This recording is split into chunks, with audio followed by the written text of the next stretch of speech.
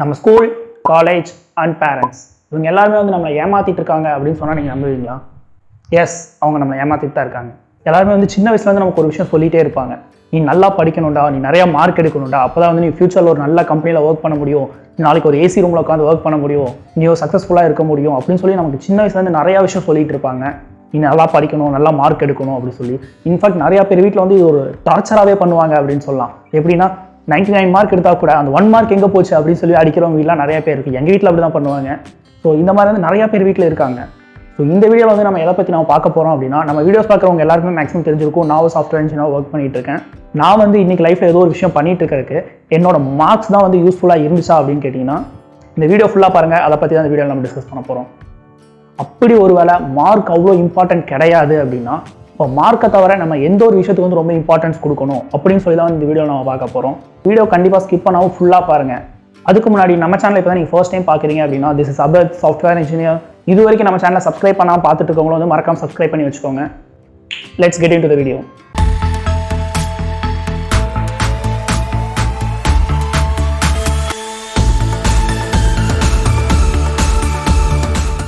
நமக்கு சின்ன வயசுலேருந்தே பார்த்தீங்கன்னா அந்த ஸ்கூல், காலேஜ் எல்லா இடத்துலையுமே வந்து மார்க் அப்படிங்கிற மார்க்குங்கிற ஒரு விஷயத்தை வந்து நமக்கு ரொம்ப புஷ் பண்ணி வளர்த்திருப்பாங்க. நீ இவ்வளோ மார்க் எடுக்கணும் அப்படின்னு சொல்லி. அட் த சேம் டைம் ஸ்கூலெல்லாம் பார்த்தீங்கன்னா நிறைய மார்க் எடுக்கிற பசங்களுக்கு வந்து அவ்வளோ ரெஸ்பெக்ட் கிடைக்கும். மார்க்கே கம்மியாக எடுக்கிற பசங்களாம் பார்த்தீங்கன்னா அவ்வளோ ரெஸ்பெக்டே கொடுக்க மாட்டாங்க. இல்லை ஒரு ஆவரேஜாக படிக்கிற ஸ்டூடெண்ட்ஸ்லாம் வந்து பெருசாக ரெஸ்பெக்டே இருக்காது.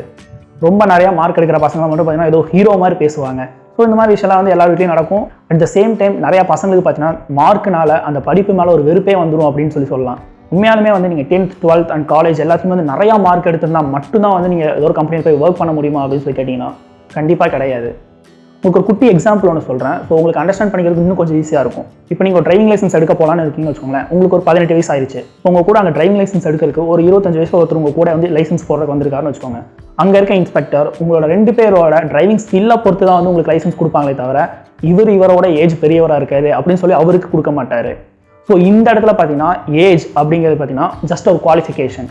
உங்களுக்கு 18 வயசு ஆயிருந்தால் மட்டும்தான் வந்து நீங்கள் லைசன்ஸ் எடுக்க அப்ளை பண்ண முடியும் அப்படிங்கிற மாதிரி ஒரு விஷயம் தான் வந்து ஏஜ். சேம் இதுதான் வந்து இன்டர்வியூக்குமே. காலேஜில் நாளைக்கு ஒரு இன்டர்வியூ அட்டன் பண்ண போகிறீங்க அப்படின்னா உங்களோட மார்க் அப்படிங்கிற ஒரு விஷயம் பார்த்தீங்கன்னா நீங்கள் அந்த இன்டர்வியூ அட்டன் பண்ண முடியாதா அப்படிங்கிறதுக்கு ஒரு குவாலிஃபிகேஷன், அவ்வளோதான். ஸோ எல்லா கம்பெனியுமே பார்த்தீங்கன்னா ஒரு கம்பெனி வந்து ஒரு பர்சன்டேஜ் வச்சுருப்பாங்க. நீங்கள் 10th 12th அண்ட் காலேஜ் எல்லாத்துலையும் வந்து ஒரு 50% மேலே மார்க் இருக்கணும், எல்லாத்துலையும் வந்து 60% மேலே மார்க் இருக்கணும். இன்னும் சம் கம்பெனிஸ் பார்த்தீங்கன்னா 70% மேலே கூட மார்க் எக்ஸ்பெக்ட் பண்ணுவாங்க. ஸோ இந்த மாதிரி வந்து ஒரு கம்பெனிக்கும் ஒரு பர்சன்டேஜ் இருக்கும். But most of the companies expect பண்ணுறது என்னவா இருக்கும்னு பார்த்தீங்கன்னா ஒரு 60% இருந்தால் போதும் அப்படின்னு தான் எக்ஸ்பெக்ட் பண்ணுவாங்க. 10th 12th அண்ட் காலேஜ் எல்லாத்துலேயுமே வந்து ஒரு 60% அபோவ் இருந்தால் போதும் அப்படின்னு எக்ஸ்பெக்ட் பண்ணுவாங்க. ஸோ இந்த இடத்துல மார்க் அப்படிங்கிற ஒரு விஷயம் வந்து நீங்கள் அந்த இன்டர்வியூ ஹாலுக்குள்ள வந்து என்ட்ராருக்கு ஒரு குவாலிஃபிகேஷன் தானே தவிர அந்த இன்டர்வியூக்கு நீங்கள் அப்ளை பண்ணுறதுக்கு ஒரு குவாலிஃபிகேஷன் அவ்வளோதானே தவிர எண்ட் ஆஃப் த டே அந்த இன்டர்வியூ ஹாலுக்குள்ள போயிட்டீங்க அப்படின்னா 90% எடுத்தவனும் ஒன்று தான், 60% மார்க் எடுத்துகிட்டு அந்த இன்டர்வியூ அட்டன் பண்ண வந்தவனும் அந்த இன்டர்வியூவருக்கு ஒன்று தான். அன்றைக்கி டேயில் இந்த 2 பேரில் யார் வந்து நல்லா பர்ஃபார்மன்ஸ் கொடுக்குறாங்களோ அவங்கள தான் வந்து இன்டர்வியூவில் செலக்ட் பண்ணுவாங்களே தவிர இவர் வந்து 90% மார்க் வச்சிருக்காரு, இவர் வெறும் 60% தான் மார்க் வச்சிருக்காரு, ஸோ இவர் ரிஜெக்ட் பண்ணிட்டு 90% இருக்கவர் எடுத்துக்கலாம் அப்படின்னு சொல்லி எந்த கம்பெனியும் எடுக்க மாட்டாங்க.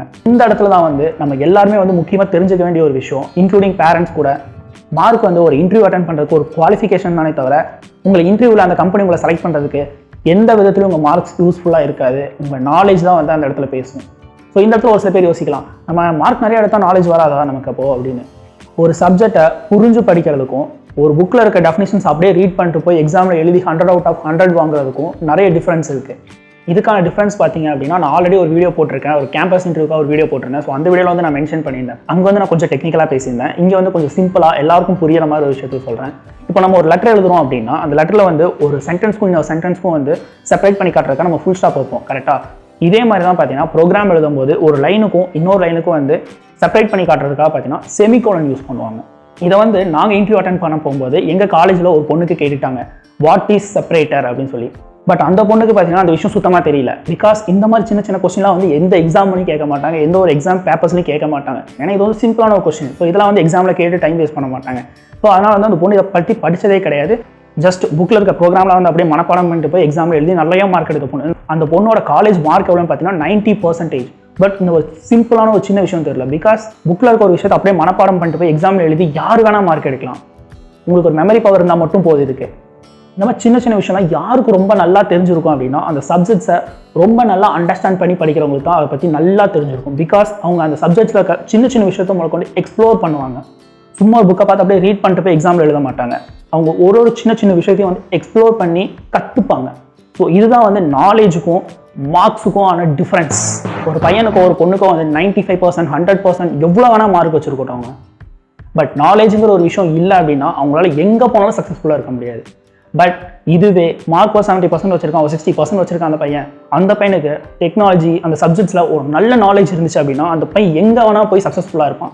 இது வந்து not only in IT company, எல்லா ஃபீல்ட்லையுமே இப்படி தான். மோர் தென் அ மார்க், அந்த சப்ஜெக்ட்ஸில் உங்களுக்கு ஒரு நல்ல நாலேஜ் இருக்கணும். அப்போ தான் வந்து உங்கள் ப்ரொஃபஷனில் உங்களால் லைஃப் லாங் சஸ்டெயின் ஆகி இருக்க முடியும். வெறும் மார்க்ஸை மட்டும் வச்சு சஸ்டெயின் கண்டிப்பாக ஆக முடியாது.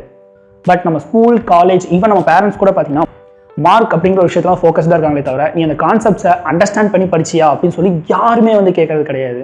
ஈவன் நாலேஜ் வந்து ஒரு திங்காக கூட யாரும் வந்து கன்சிடர் பண்ணுறது கிடையாதுங்கிறதான் உண்மை. இந்த ஒரு வீடியோவில் வந்து என்னோட ஒரு சின்ன எக்ஸ்பீரியன்ஸ்லேருந்து நான் பசங்களுக்கு சொல்கிறது ஒரே ஒரு விஷயம் தான், மார்க்ஸ் மேலே ரொம்ப ஃபோக்கஸ் பண்ணாதீங்க. மார்க்ஸ்லாம் வந்து இன்றைக்கி வேணால் உங்களுக்கு மேபி யூஸ்ஃபுல்லாக இருக்கலாம். காலேஜில் ஒரு கெத்து காட்டுறதுக்கு, ஸ்கூலில் ஒரு கெத்து காட்டுறதுக்கு, நான் தான் பெரிய டாப்பர் அப்படின்னு சொல்லி கெத்து காட்டுறதுக்கான யூஸ்ஃபுல்லாக இருக்கலாம். பட் லைஃப் லாங்க்கு யூஸ்ஃபுல்லாக இருக்கணும் அப்படின்னா நாலேஜ் அப்படிங்கிற ஒரு விஷயம் தான் கண்டிப்பாக யூஸ்ஃபுல்லாக இருக்கும். அட் த சேம் டைம் பேரண்ட்ஸ்க்கும் வந்து என்னோட ஒரு சின்ன வேண்டுகோள், பசங்களுக்கு எது நல்லது எது கெட்டது அப்படிங்கிற விஷயத்த வந்து சொல்லிக் கொடுங்க. பசங்களை தப்பான வழியில் போகாத அளவுக்கு பார்த்துக்கோங்க. அதை விட்டுட்டு பக்கத்து வீட்டு பையன் பாரு அவ்வளோ மார்க் எடுக்கிறான், நீயும் தான் இருக்கே, என் மரியாதையே போச்சுடா அப்படின்லாம் சொல்லி பேசாதீங்க. பசங்களுக்கு வந்து லைஃப்னா இப்படி தான்டா அப்படின்னு சொல்லி சின்ன சின்ன விஷயத்தை வந்து சொல்லிக் கொடுத்து வளர்த்துங்க. உங்களோட எக்ஸ்பீரியன்ஸ் வந்து அவங்களுக்கு ஷேர் பண்ணுங்கள். வெறும் மார்க் வந்து அவங்களுக்கு எந்த விதத்தில் யூஸ்ஃபுல்லாக இருக்க போதில்லை, அவங்களோட நாலேஜ் அப்படிங்கிற விஷயம் தான் வந்து லைஃப் டைமுக்கு அவங்களுக்கு யூஸ்ஃபுல்லாக இருக்கும். ஸோ உங்ககிட்ட இருக்க நாலேஜில் வந்து அவங்களுக்கு ஷேர் பண்ணுங்கள். பட் அன்னெசரியாக இந்த மாதிரி பக்கத்து வீட்டுக்காரங்களுக்குள்ள கம்பேர் பண்ணாதீங்க. பிகாஸ் எங்கள் வீட்டில் இந்த மாதிரி நிறைய கம்பேர் பண்ணுவாங்க. பக்கத்து வீட்டுக்காரன் பையன் பாரு 95 மார்க் எடுத்திருக்கான், நீ வெறும் 70 மார்க் எடுத்திருக்க அப்படின்னு சொல்லி நிறையா பேசியிருக்காங்க.